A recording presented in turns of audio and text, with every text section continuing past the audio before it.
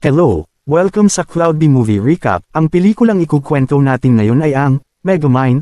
Tara na at simulan na natin. Nagsimula ang kwento habang nahuhulog si Megamind pababa, pero bago ang lahat, simulan natin ang kwento ng siya ay bata pa. Ang mundo ni Megamind ay unti-unti nang hinihigop ng isang black hole sa kalawakan. Naisip ng kanyang magulang na ilagay siya sa maliit na sasakyan kasama niya ang isang isda na tinatawag na Minion. Mabilis ang paglipad ng sasakyan niya patungo sa Earth. Kasabay niya ang isa pang sasakyan na nakasakay ang batang Metroman, at dito na nagsimula ang kanilang pagiging magkaribal. Si Megamind ay masaya nang makita niya ang isang mansyon, ngunit bigla na lang siyang binangga ng sasakyan ni Metroman, at siya ang napunta sa mayamang pamilya. Samantala, si Megamind ay napunta sa isang bilangguan at kasama niya ang mga taong nakabilanggu, at ito ang naging tahanan niya. Pinanganak si Megamind na isang matalino at hilig niyang mag-imbensyon ng mga kung ano-anong mga kagamitan. Ilang taon ang lumipas pinag-aral si Megamind sa Lil Gifted School, dito muli niyang nakita ang karibal niya na si Metroman, natutuwa ang mga kaklase niya sa kanya, nag-imbento si Megamind, para matuwa rin ang mga kaklase niya sa kanya, subalit nauwi ito sa pagkabigo. Agad namang inalis ni Metroman ang apoy sa ginawa ni Megamind, pagkatapos ay inilagay niya nito sa sulok ng silid. Habang tumatagal, ang mga kaklase niya ay ayaw sa kanya, at sa tingin niya ay sila na lamang ni Minion laban sa mundo. Patuloy pa rin ang pagpuri nila kay Metroman habang siya ay nasa sulok at ang tingin nila kay Megamind ay mapanganib. At dito napagtanto ni Megamind na ang pagiging masama ay ang isang bagay na magaling siya, at napagpasya niya na kung siya ay masamang bata, ay gusto niyang maging pinakamasama sa lahat. At ang nakatadhana sa kanya ay maging isang kontrabida. Pumunta ang warden sa selda ni Megamind, sinabi nito na may regalo siya na nagmula kay Metroman na isang relo. Sinuot naman ito ng warden, sinabi naman ni Megamind na ayaw niyang mahuli sa gaganaping pagbubukas ng Metroman Museum, sinabi naman ng warden na hindi na ito makakapunta. Habang naglalakad ang warden sa mga selda, nagpalat anyo ito na kawangis ni Megamind dahil sa relong kinuha nito. Nang makita siya ng mga pulis ay agad siyang kinuryent at inilagay sa selda, dahil sa pag-aakala nila na ang warden ay si Megamind. Dito nga ay naloko muli sila ni Megamind, ginamit niya ang relo at agad na nagpalit anyo ito na kawangis ng warden, upang madali siyang makatakas sa kulungan. Sa labas naman ay sinundo siya ni Minion sakay ng invincible car. Kinidnap muli ni Megamind ang reporter na si Roxanne Ritchie, dinala niya ito sa kanyang hideout. Sinabi naman ni Megamind na maraming hindi alam si Ritchie kung ano ang nasa hideout niya. Sinabi ni Ritchie na alam nito kung ano ang mga kaya nitong gawin dahil madaling lang hulaan ang bawat hakbang ni Megamind. Inilabas niya ang mga armas at pananakot kay Roxanne, at agad naman ito nahulaan ang bawat ilalabas nitong mga armas. Napagod na si Megamind kakalabas ng lahat ng meron siya. Tumabas ang isang gagamba na inakala naman ni Roxanne na bago iyon sa mga pananakot niya. Inihipan ito ni Roxanne papunta sa mukha ni Megamind na agad namang pinalo ni Minion. Dahil walang epekto kay Roxanne ang mga pananakot nito, nagpakita na lang ito sa mga tao kasama ang maitim na usok sa ginaganap na Metroman Museum, at higit sa lahat sa kanyang karibal na si Metroman. Pinakita niya kay Metroman na kinidnap muli niya si Roxanne, at ibinunyag naman ito kay Metroman ang kinatataguan nila Megamind sa abandonadong observatory. Agad na pinuntahan ni Metroman ang kinaroroonan nila Megamind upang iligtas si Roxanne. Nang makapasok na si Metroman sa lugar agad namang nagsara ito, at nagtataka siya na bakit wala sila doon. Dito nga ay pinakita na ni Megamind na wala sila sa observatory, at inihanda na niya ang Death Ray, ang malakas na armas na susunog sa matigas na katawan ni Metroman. Dahil sa tagal ng Death Ray na tumama sa kanya, sinubukan ni Metroman na tumakas ngunit, hindi siya makaalis sa loob at sinabi niya na nagtagumpay si Megamind sa mga masamang balak nito. Ang observatory ay pinuno niya ng tanso na hinihigop ang kapangyarihan niya. Nagtataka naman si Megamind na ang kahinaan ni Metroman ay isang tanso lamang. Maya-maya ay tumama na ang Death Ray sa kinaroroonan ni Metroman. Pagkatapos ng malakas na pagsabog nakita nila na papunta sa kanila si Metroman, subalit nang bumagsak ito sa kanila ay isa na itong kalansay.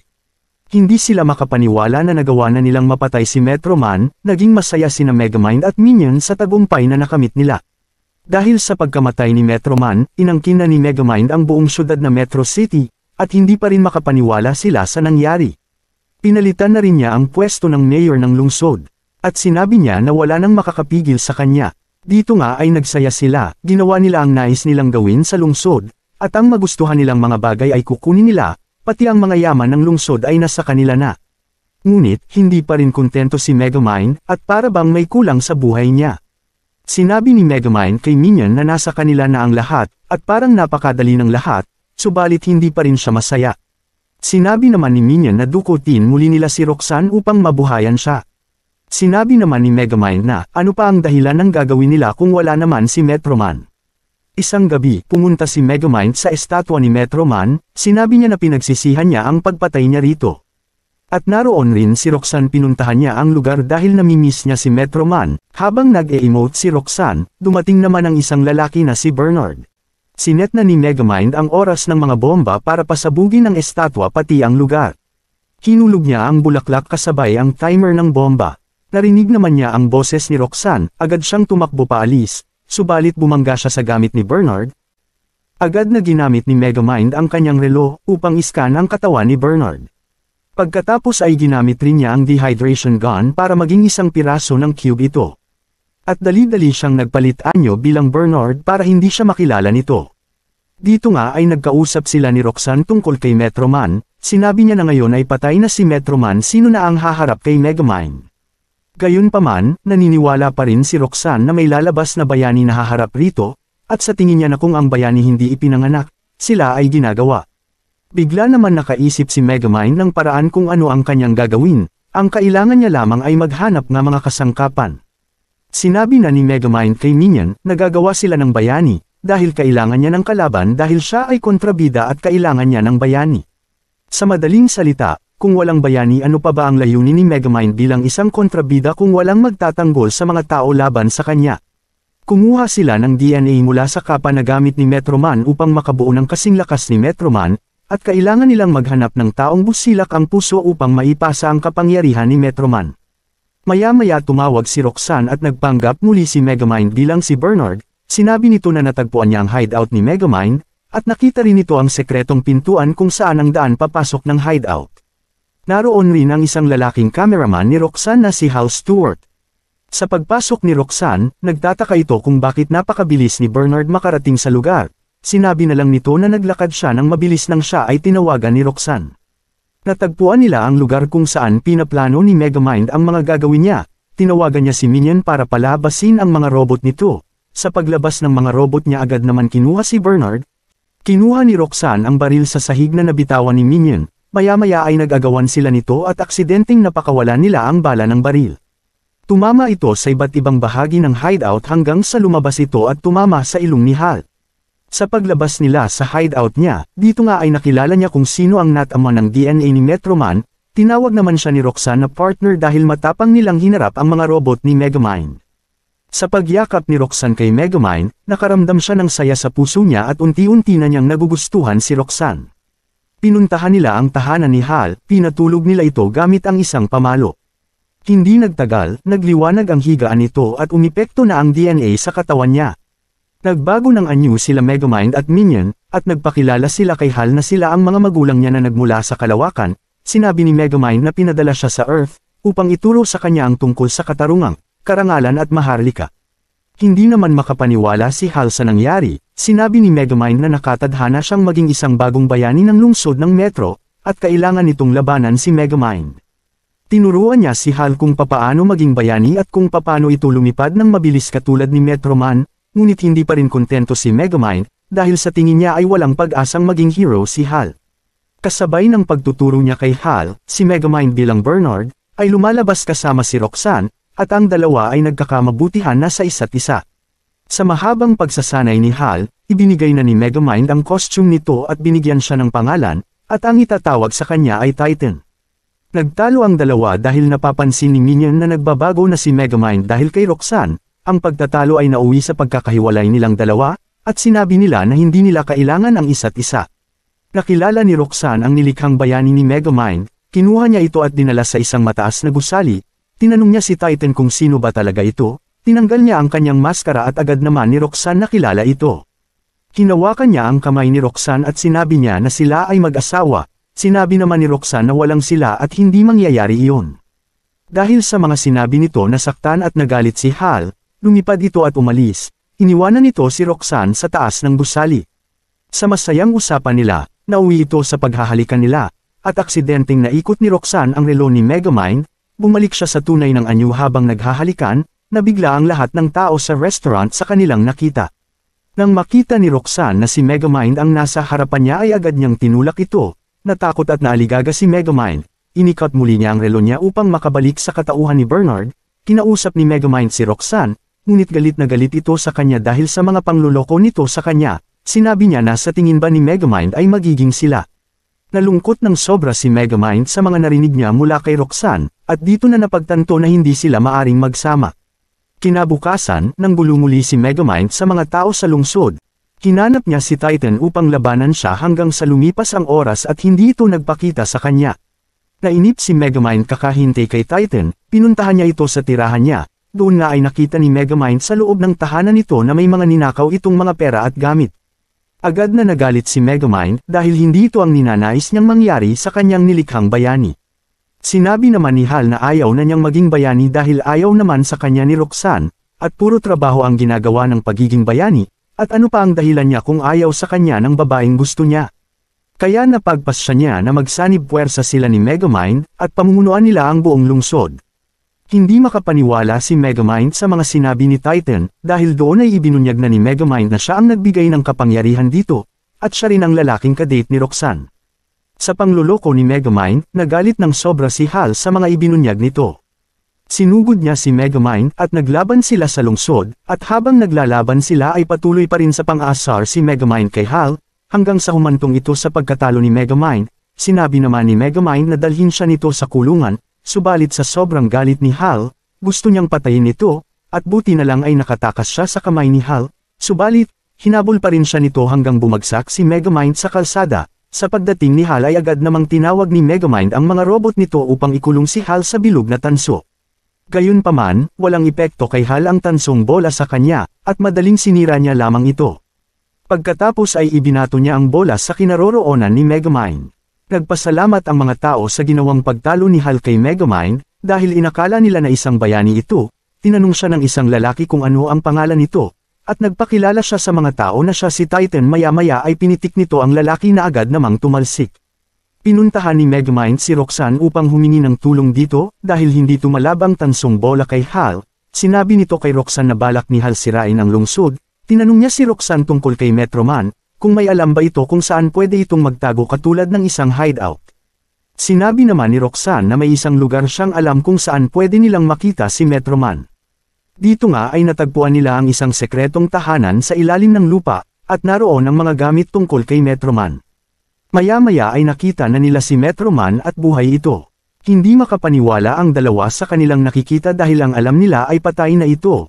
Inilahad ni Metroman ang buong pangyayari nang siya ay nasa observatory, ginamit niya ang super speed, pinuntahan niya ang lokasyon nila Megamind, at napagtanto niya na ginawa nila ang mga walang kwentang paglalaban sa buong buhay nila. At paano naman ang gusto niyang gawin sa buhay niya, kung siya ay napili ng mga tao bilang bayani nila? At dito siya nagkaroon ng ideya na magpanggap na namatay upang magawa niya ang gusto niyang gawin sa buhay niya. At tinawag niya ang sarili niyang The Music Man. Sinabi naman ni Megamind na kailangan nila ang tulong nito dahil sinisira na ni Titan ang lungsod. Subalit, sinabi ni Metroman na tapos na siyang gampanin ang pagiging bayani, at ngayon na ang oras upang mahanap na ni Megamind kung ano ang para sa kanya. Bumalik muli si Megamind sa kulungan, habang si Hal ay patuloy pa rin sa pagsira ng lungsod. Napanood ni Megamind sa telebisyon ang pagkidnap ni Hal kay Roxanne sa Metro Tower, at hinamon siya nito sa hindi nila natapos na laban. Nagsalita naman si Roxanne, sinabi nito na wag sumuko si Megamind dahil ang kilalang niyang Megamind ay walang inaatrasang laban kahit alam nitong wala siyang pag-asang manalo, at iyon ang kalidad ni Megamind ang hindi pagsuko, at kailangan siya ng mga tao at higit sa lahat ay kailangan siya ni Roxanne. Subalit, nakakulong siya, humingi siya ng tawad sa mga masamang ginawa niya. Nagpalitan niyo ang warden at ito pala si Minion, at dahil doon ay madali lang sila nakatakas. Dumating si Megamind sa Metro Tower, ang laban ng dalawang kontrabida ay malapit nang magsimula. Sinugod ni Titan si Megamind na agad naman itong naiwasan, sakay ng motorbike na lumilipad iniligtas niya si Roxanne sa pagbagsak ng Metro Tower. Sa pagtakas nila, binuhat at binato ni Titan ang putol na gusali papunta sa kinaroroonan nila Megamind. Bumagsak ang sasakyan nila, at nailigtas naman ni Megamind ang buhay ni Roxanne, subalit tinamaan ng tower ang katawan niya. At maya-maya lang, dumating si Metroman sa lugar at hinati nito ang sasakyang tatama kay Roxanne. Natakot si Hal sa pagdating ni Metroman na agad na lumipad paalis ng lungsod, at hinabol naman siya ni Metroman. Nilapitan ni Roxanne ang sugatang katawan ni Megamind, subalit nagbalik anyo ito na siya ay si Minion. Sinabi naman ni Minion na ang totoong bayani ay ang humahabol kay Hal, at ito ay si Megamind na nagpalit anyo bilang si Metroman. Patuloy pa rin sa habulan ng dalawa at takot na takot si Hal sa anyo ni Megamind. Dito nga ay nahuli niya si Hal, binalaan niya ito na umalis na sa lungsod at wag na itong babalik. Nagsigawan ang mga tao sa pagbaba ni Megamind, nilapitan naman siya ni Roxanne at inikot nito ang relo na nagpakita sa mga tao kung sino talaga siya. Subalit bumalik muli si Titan dahil nakita nito na hindi pala iyon ang tunay na Metroman. Sinuntok niya ito sa mukha ngunit walang epekto ito kay Hal, ginamit naman ni Hal ang laser na nagmumula sa kanyang mata. Maya-maya ay nakita na ni Roxanne ang Invincible Car ang gabing maulan kung saan sila nag-usap ni Megamind, at sinabi ni Roxanne kay Megamind kung nasaan ang Invincible Car. Dito nga ay nakuha na ni Megamind ang baril at ang magtatanggal ng kapangyarihan ni Hal. Pagkatapos ay binato niya si Megamind sa kalangitan. Habang papahulog siya mula sa taas, ginawa niyang cube ang sarili at bumagsak sa tubig upang hindi malaman ni Hal ang gagawin niya. Bumalik siya sa anyo niya at ginamit niya ang baril upang may defuse ang kapangyarihan nito. At hindi nagtagal ay bumalik sa dati ang katawan ni Hal. Dito nga ay nagawa na ni Megamind ang magtagumpay sa kauna-unahang pagkakataon. Naging masaya ang mga tao sa pagkapanalo ni Megamind. Ginawa nila ng estatwa si Megamind bilang isang bagong bayani nila, ang dating inaayawan siya ngayon ay nagbago na, lahat ng tao sa lungsod ng Metro ay pinuri ang kabayanihang ginawa niya. Na ang dating masama ay pwede palang mabago sa pagiging mabuti. Ang lungsod ay puno ng kasamaan. Ngunit may isa lamang bayani na kayang ipagtanggol ito mula sa kasamaan, si Metroman, isang superhero na may pambihirang lakas. Ngunit natalo siya ni Megamind, isang henyo at kriminal na dalubhasa sa lahat ng kasamaan. Ngunit nang mawala ang kanyang kalaban, nabagot si Megamind kaya gumawa siya ng bagong superhero na tinawag na Titan para lang may kalaban siyang muli. Ngunit nauwi ito sa malaking gulo. Kalaunan na pagtanto ni Megamind na ang tunay niyang tadhana ay maging isang bayani, hindi isang kontrabida. Natalo niya si Titan at naging tagapagtanggol ng Metro City. Pagbalik sa kasalukuyan, makikita natin ang tatlong lalaki na nakasuot ng costume na isda, kilala bilang G-Fish Gang, na palihim na pumapasok sa tagwan ni Megamind sa bubungan. Layunin nilang nakawin ang isang diamond fish upang ibenta ito sa Blackfish Market, ngunit pinigilan sila ni Megamind at ng kanyang katulong na si Chum. Alam na niyang darating ang mga ito, dahil ganoon din ang gagawin ng dati niyang sarili bilang kontrabida. Gumamit siya ng teknolohiya upang hulihin sila, ngunit nagkaaberya ito at nakatakas muli ang mga magnanakaw. Habang sinisisi niya si Chum, tumakas ang gang. Hinabol sila ni Megamind, ngunit gumanti ang gang gamit ang kanilang fish tank. Minsang dakilang kontrabida, ngayon ay tila talunan na bayani. Hindi na niya kinaya ang kahihiyan kaya gumawa siya ng masama. Inilagay niya ang isang nagyelong patent sa fish tank ng gang at pinainitin ito ng kaunting tubig upang muling mabuhay at atakihin ang mga magnanakaw. Samantala, si Roxanne Ritchie, isang journalist na tumulong kay Megamind noon laban kay Titan, ay nag-uulat tungkol sa lungsod. Nakilala niya ang batang si Kiko Marita, na napansing tila nawalan ng gana si Roxanne sa kanyang trabaho at naghahangad ng mas makabuluhang layunin, gaya ng kay Megamind. Si Kiko ay presidente ng Megamind Streaming Fan Club at nagbigay inspirasyon kay Roxanne na hanapin kung ano talaga ang gusto niya sa buhay. Si Kiko, ilang linggo lang ang nakaraan, ay isang estudyanteng nasa detention, ngunit ngayon ay may sariling streaming show na may mahigit kalahating milyong taga-subaybay. Dahil sa kanyang kabayanihan, ginawaran si Megamind ng susi ng lungsod bilang tagapagtanggol ng Metro City. Ipinasa niya ito kay Chum para dalhin sa kanilang tagwan. Nakipagkita si Roxanne kay Chum upang malaman ang lagay ng buhay niya bilang sidekick. Malungkot niyang sinabi na nagbago na ang lahat para kay Megamind, pero para sa kanya, wala. Akala niya ay sidekick na siya, pero para kay Megamind, isa lang siyang tagapag-ayos ng mga robot at tag-alaba ng medyas. Naalala ni Roxanne ang payo ni Kiko na sundin ang tunay mong gusto, kaya inudyukan niya si Chum na sabihin kay Megamind na gusto niyang ma-promote bilang tunay na sidekick. Sa pagtatapos ng talumpati ni Megamind, buong tapang na sinabi ni Chum ang kanyang saloobin, kahit pa medyo kakaiba ang paraan. Ngunit malinaw kay Megamind na si Chum ay isa lamang kasamahan at hindi isang tunay na katuwang. Sagot naman ni Chum, kung hindi rin lang papansinin ang kanyang ambag, baka mas mabuti pang umalis na lang siya at humanap ng ibang layunin. Sa kanyang gulat, walang pakialam si Megamind kung umalis man siya. Kaya nagpaalam si Chum at naglakad palayo. Hindi natuwa si Roxanne sa ginawa ni Megamind, pero kumpiyansa siya na babalik din si Chum, gaya ng dati. Kahit wala si Chum, kaya pa rin niyang gampanan ang kanyang tungkulin. Biglang napunta ang eksena sa Metro City Prison, kung saan may lihim na pagpupulong ang isang masamang grupo, ang Doom Syndicate. Binubuo ito ni na Lady Doppler, masamang mangkukulam ng panahon, peer pressure master ng hipnotismo, Behemoth nagninangas na bato, at Lord Nighty Night, na dati ay tinatawag na Fright Night pero pinalitan ang pangalan sa mas hindi nakakatakot na pangalan. Pinagtawanan siya ng grupo dahil sa pagbabagong iyon. Layunin ng pagpupulong na pag-usapan ang dati nilang leader, si Megamind, na ngayon ay isang bayani. Nagpasya silang dalawin siya, pero kailangan muna nilang makatakas. Gamit ang kani-kanilang mga kapangyarihan, natalo nila ang mga gwardya at nakatakas sa bilangguan.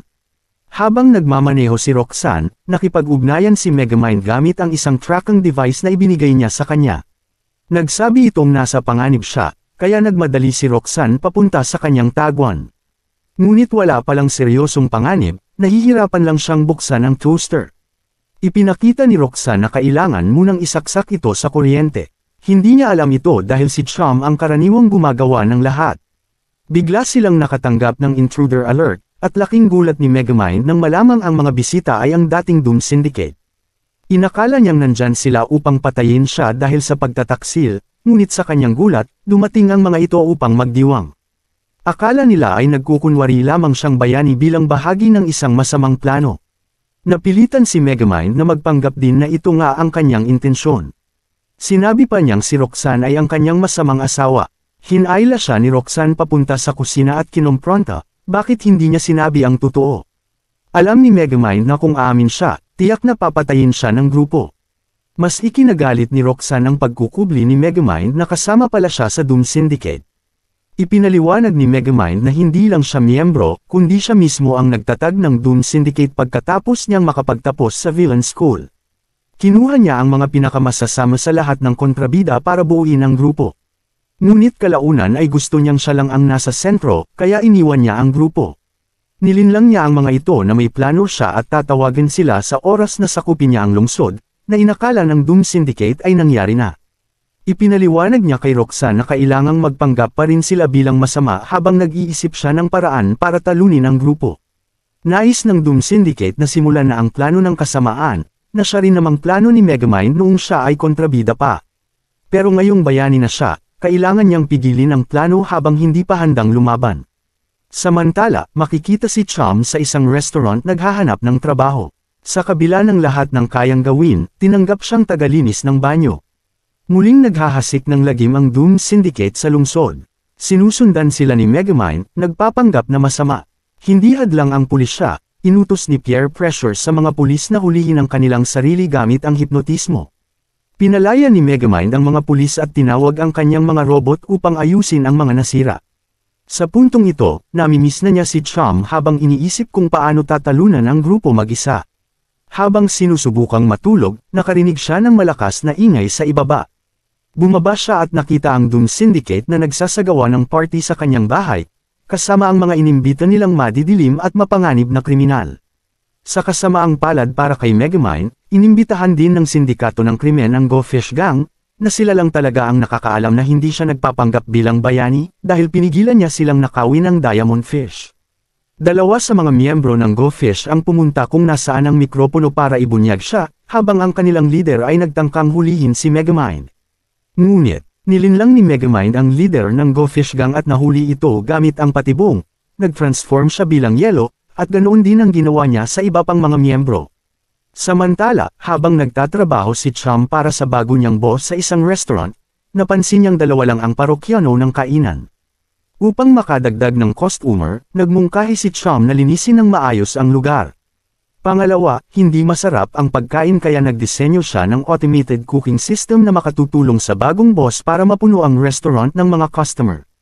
At panghuli, iminungkahi niyang magpalit ng menu, mag-specialize sa pagkaing mahal ng lahat sa lungsod ang donut, sinabihan ni Roxanne si Megamind na kailangang may maisip siyang plano agad, dahil magsisimula na ang sindikato ng krimen sa kanilang masamang plano na tinawag ni Megamind na Phase 2. Laging magkakasama ang grupo, kaya kailangan niyang maghanap ng paraan para harapin silang sabay-sabay. Dumating ang sindikato sa lair ni Megamind para simulan ang Phase 2. Pero ano nga ba ang Phase 2? Ito ay ang matalinong plano ni Megamind na ilunsad ang buong Metro City papunta sa buwan. Paano ito posible? Ayon sa kanyang kalkulasyong pisikal, isang energy force field ang maglalaman ng hangin at magpoprotekta sa mga tao mula sa G-forces habang may mga rocket na itinayo sa ilalim ng lungsod na magdadala rito sa kalawakan papuntang buwan. Nagtaka si Roxanne kung paano nila nilalagay ang mga rocket sa ilalim ng lungsod, at kung mangyayari man, aabutin ito ng taon. Ngunit sa gulat niya, nakatanim na pala ang mga rocket at inabot lamang ng 6 na buwan ni Megamind para gawin ito. Dahil siya ang gumawa, siya rin dapat ang magpalipad nito. Pero hindi na siya kontrabida, isa na siyang bayani. Nagsinungaling siya sa sindikato at sinabing nakalimutan niya ang password. Doon nila napansin ang pagbabago sa kanya, dahil ang dating Megamind ay hindi kailanman makakalimot sa isang maikling password. Umalis sila na may babala, kung hindi niya mailulunsad ang lungsod bago matapos ang araw, sila mismo ang gigiba nito. Hindi maaaring payagan ni Megamind na mapalipad o masira ang lungsod. Bilang bayani, kailangang may gawin siya agad. Sinabi ni Roxanne na hindi ito kaya ni Megamind ng mag-isa, kailangan niya si Roxanne, at higit sa lahat, si Chum, ang dati niyang katulong. Na-realize ni Megamind na hindi niya dapat pinakawalan si Chum, dahil kasakasama niya ito sa mabutit masama. Samantala, si Chum ay nagtagumpay ng baguhin ang pinakamasamang restaurant sa lungsod at gawing pinakasikat, kung saan pumipila ang mga tao para bumili ng donut. Dumating si Megamind kasama si Roxanne upang humingi ng tawad sa naging pagtrato niya noon kay Chum. Ipinakilala ni Chum ang kanyang bagong boss kay Megamind. Sinabi ng boss kung paanong binago ni Chum ang buhay niya, siya ang nag-automate ng kitchen at lumikha ng lihim na recipe na kinahumalangan ng mga tao. Nakita ni Megamind na ayos na si Chum, kaya umalis siya at sinabi kay Chum na maging masaya. Ngunit nagpa siya si Megamind na kailangan pa rin niyang gawin ito kahit ikamete niya. Sa wakas, may plano siya. Tinipon niya ang sindikato para sa isang larawan, ngunit pinagtatrap niya ang mga ito gamit ang mga robot. Inamin niyang isa siyang mabuting tao na ngayon at pinagtawanan sila, dahil malapit na silang mapabalik sa kulungan. Sa kasamaang palad, muling nag-malfunction ang mini-robot niya at nakalaya ang sindikato. Inatake at pinatay nila si Megamind. Habang nangyayari ito, natuntun ni Roxanne si Megamind sa tulong ng tagahanga niyang si Kiko. Hindi pala patay si Megamind, nagtago lang siya gamit ang balbas. Tinawag niyang sarili niyang isang bigo, pero sinabi ni Kiko na hindi siya nabigo kay Kiko. Nang lumipat siya sa Metro City kasama ang ina, palagi siyang tinutukso dahil taga-ibang lugar siya. Dahil dito, naging rebelde siya. Pero nang talunin ni Megamind si Titan, ipinakita nito na hindi kailangang mamuhay ayon sa inaasahan ng iba, dapat para sa sarili. Sinabi ni Roxanne na ang pag-amin ng kahinaan at paghingi ng tulong ay hindi kahinaan, kundi lakas. Doon mo makikita ang tunay na kaibigang hindi ka iiwan. Naisip ni Megamind na hanapin si Chum upang humingi ng tawad, ngunit si Chum ay naroon na pala. Tapos na ang trabaho niya kay Mr. Donut, pero hindi pa tapos ang tungkulin niya sa dating amo. Nararamdaman ni Chum na nasa panganib si Megamind, kaya naroon siya. Samantala, sinusubukang sirain ng sindikato ang pinto papunta sa launch control, pero wala silang password kaya aabutin sila ng 1 oras. Pinlano ng Team Megamind na ilihis ang atensyon ng sindikato gamit ang destruction, kung makita nila si Megamind, tiyak na hahabulin nila ito. Isinama niya si Kiko sa team at nangakong sasanayin ito upang maging crime fighter. Pumunta ang grupo sa Everything Mall upang bumili ng kagamitan para sa laban, sabi nga, kung wala nito sa mall na iyon, hindi ito totoo. Nabuksan din ng sindikato ang pinto papunta sa launch room ngunit nag-away-away sila kung sino ang dapat maglunsad ng lungsod. Lumabas si Megamind sa screen at gumana ang plano, nang pindutin nila ang launch button, iniwan nila ang lahat para habulin si Megamind. Nauna na pala si Chum sa loob upang i-deactivate ang launch, ngunit pinigilan siya ng Goldfish Gang. Sa kasamaang palad, hindi ayon sa plano ang nangyari, nagsimulang lumipad ang lungsod sa kalawakan. Nasa matinding gulo ang mga mamamayan, kabilang ang mayor. Ngunit pinakalma sila ni Roxanne. Natalo ni Chum ang Goldfish Gang at na-deactivate ang launch button. Bumagsak pabalik ang lungsod sa mundo, pero dahil sa bilis nito, siguradong mamamatay ang lahat kung walang gagawin. Tinalo ni Megamind at ng kanyang grupo ang sindikato isa-isa at agad na tumulong kay Chum upang ligtas na mapabagsak ang lungsod. Nagtapos ang pelikula ng mahalal si Roxanne bilang bagong mayor ng mga mamamayan. Maraming salamat sa panunood hanggang sa susunod na video.